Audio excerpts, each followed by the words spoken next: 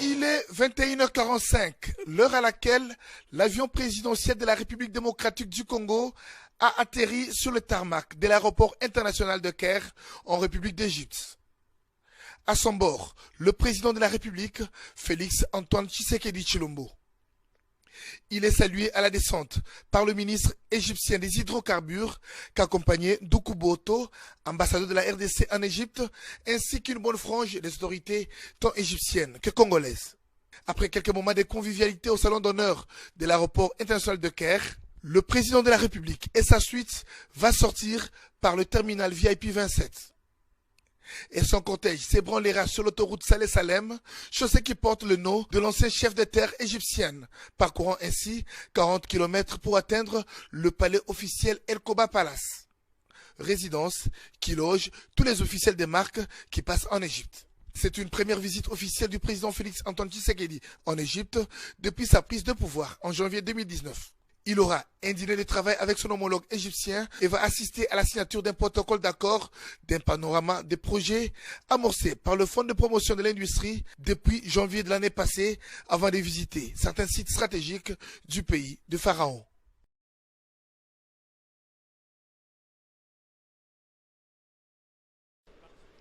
Mesdames et messieurs, merci de la confiance sans cesse renouvelée. Nous sommes ici en République d'Égypte, aujourd'hui, lundi 1er février 2021, nous nous retrouvons présentement au palais El Koba Palace, une résidence officielle qui reçoit plusieurs chefs d'État. Il faut savoir qu'il y a bientôt une heure que le président de la République, Félix Antoine Tshisekedi Tshilombo, vient de fouler le sol égyptien.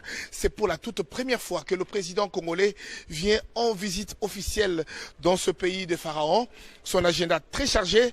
Le président de la République aura un dîner de travail avec son homologue. Il y aura également des échanges avec des investisseurs. C'est le suivi du sommet qui a eu lieu l'année passée, lors du sommet UK Africa Investment Energy. Les deux chefs de l'État, si vous vous souvenez, se sont rencontrés, ils ont parlé de relations bilatérales.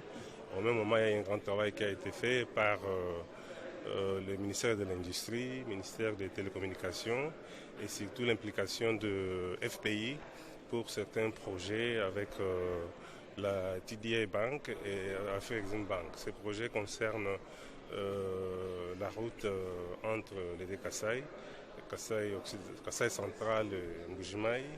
Il y a aussi un projet qui va se réaliser au niveau de Chaba avec SNEL et la société El Suedi. Et il y a aussi surtout le projet de navigabilité sur les fleuves Congo. C'est cela d'ailleurs qui justifie ma présence ici. Le point important, c'est la signature des contrats, évalués plus ou moins de 400 millions de dollars, et aussi la signature de protocoles d'accord entre les génies militaires égyptiens avec notre génie militaire qui sera représenté par le ministère de l'Industrie pour rendre les fleuves du Congo navigable. Donc c'est un travail qui a déjà été fait au niveau d'exploration en RDC. Vous vous souvenez qu'il y a des mois nous avons reçu la mission égyptienne militaire qui ont été reçus par les chefs de l'État.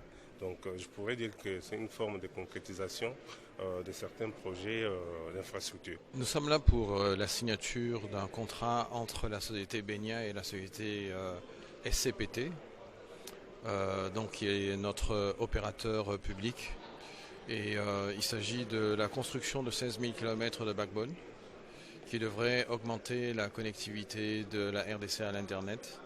Nous avons pour le moment à peu près 16 millions d'abonnés. On voudrait en fait que cela passe à près de 70 millions d'abonnés. Il y a eu des discussions entre la SCPT et la société Benia. C'est un projet qui a été initié par le ministre des PTT.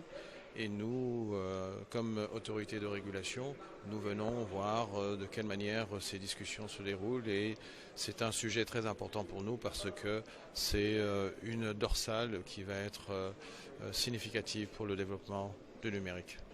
C'est ce que j'ai dit tout à l'heure, c'est aujourd'hui nous avons 16% d'abonnés qui sont connectés à l'Internet et on voudrait que cela passe à 70%. Je voudrais d'entrée de jeu remercier et féliciter le président de la République, le chef de l'État, son Excellence Félix Antoine Tshisekedi Tshilombo, pour avoir mis en place, n'est-ce pas, un vaste programme soutenu par le FPI, le Fonds de promotion de l'industrie, un service public de l'État congolais, Et ici, je voudrais aussi profiter de l'occasion pour féliciter le FPI qui n'a pas hésité, n'est-ce pas, au nom du patriotisme, de pouvoir accompagner les chefs de l'État dans ces vastes programmes. Ce programme qui reprend un panorama de projets, lequel projet nous aide à établir la connectivité de la grande province du Kasaï à la province de Congo central par la ville-province de Kinshasa. Ce grand programme, n'est-ce pas, reprend, comme je l'ai dit là, dans son panorama, des projets liés aux infrastructures routières, des infrastructures fluviales, des infrastructures énergétiques et aussi du photovoltaïque, en passant aussi par les infrastructures portuaires. Et dans le tout prochain jour, ce programme qui était, n'est-ce pas, dans le rêve, va se matérialiser parce que d'ici là, nous allons procéder à des signatures de contrats, lesquels contrats vont voir ces différents travaux être lancés. Alors, ça vient pour lutter contre la pauvreté dans la province du Kasaï et aussi réduire les inégalités sociales. Ça veut dire que ce sont des provinces qui, depuis un temps, étaient dans les oubliettes de l'histoire par rapport à tous les régimes qui se sont succédés, qui étaient placés véritablement dans le placard des mortuaires, n'est-ce pas, et que le président voudrait ressusciter. Mais il n'y a pas seulement le Grand Kasaï. Il y a également, dans les jours à venir, des programmes qui vont concerner le Grand Équateur, la grande province orientale et aussi la grande province du Bandundu.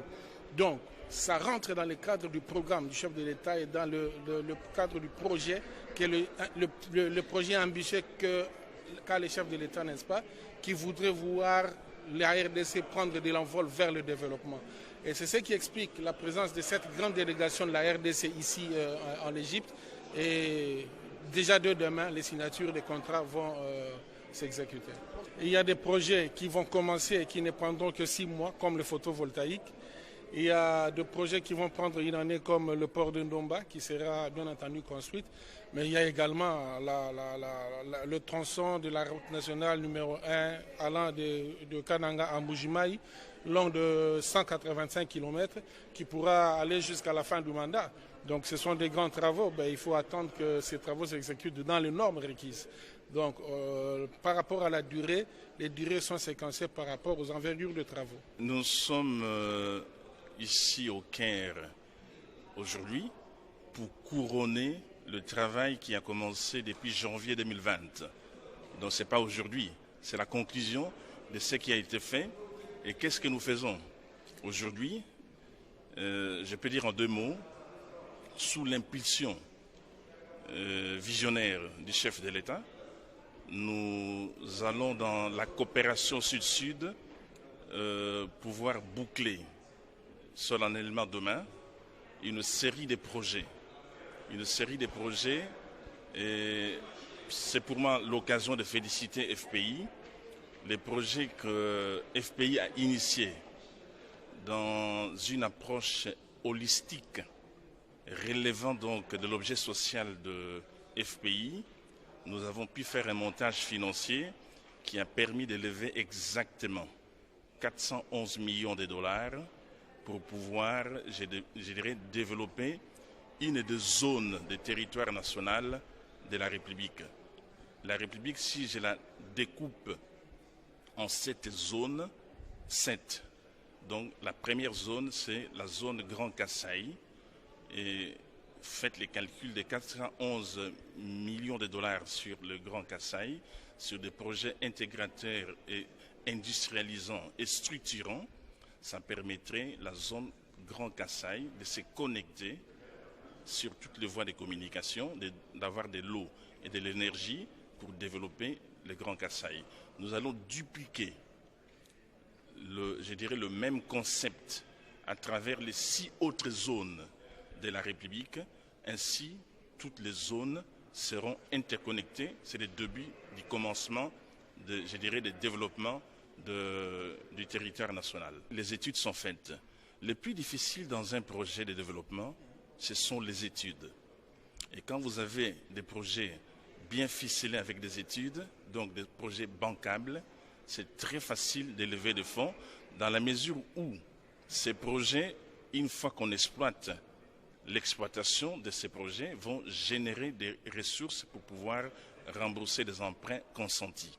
Alors très concrètement, je peux dire sans me tromper, d'ici le 1er mars, on sera en mesure de dérouler les projets parce que, étant prêt, le contrat qu'on signera demain, le 2 février, la banque a donné son accord pour lever des fonds, le temps de mettre tout en place et dérouler tout ce qu'il faut dérouler pour que les équipes descendent sur le terrain. Vous voyez, la zone Grand Kasaï, c'est une zone enclavée. Le temps de descendre tout ce qu'il faut, je pourrais dire le 1er mars, nous serions en mesure de voir concrètement les travaux se dérouler. Par exemple, un projet phare, parmi les 4, nous avons la liaison entre Mbujimayi et Kananga, ce qui fait 185 km sur une route asphaltée à péage. Donc, la route elle-même va générer des recettes pour pouvoir, je dirais, rembourser l'emprunt. Bon, le projet va aboutir dans le sens que nous avons travaillé durant une année pour faire des projets bancables et les banques ont accepté parce qu'elles ont vu que ces projets sont des projets viables, économiquement viables. Donc, il y a un impact sur le plan économique. Les opérateurs économiques entre les deux villes vont se communiquer. Il y a le port également qui permettra de relier les Grands Kasaï et Kinshasa. Donc, l'évacuation des marchandises, des produits manufacturés qui viendront de Kinshasa peuvent inonder les marchés du Grand Kasaï au même prix pratiquement que Kinshasa. Donc, tout le monde est gagnant. Il y aura de l'eau potable, il y aura de l'énergie 10 MW qui seront produits. Ceci dit, il est possible, dans très peu de temps, que les gens vivent dans de meilleures conditions dans l'espace Grand Kasaï autant que dans la ville-province de Kinshasa. Je dis merci à Coco Molicho et David Ekabani qui sont derrière des caméras. Tous deux sont sous l'œil vigilant d'Abraham Lwakabanga pour la presse présidentielle.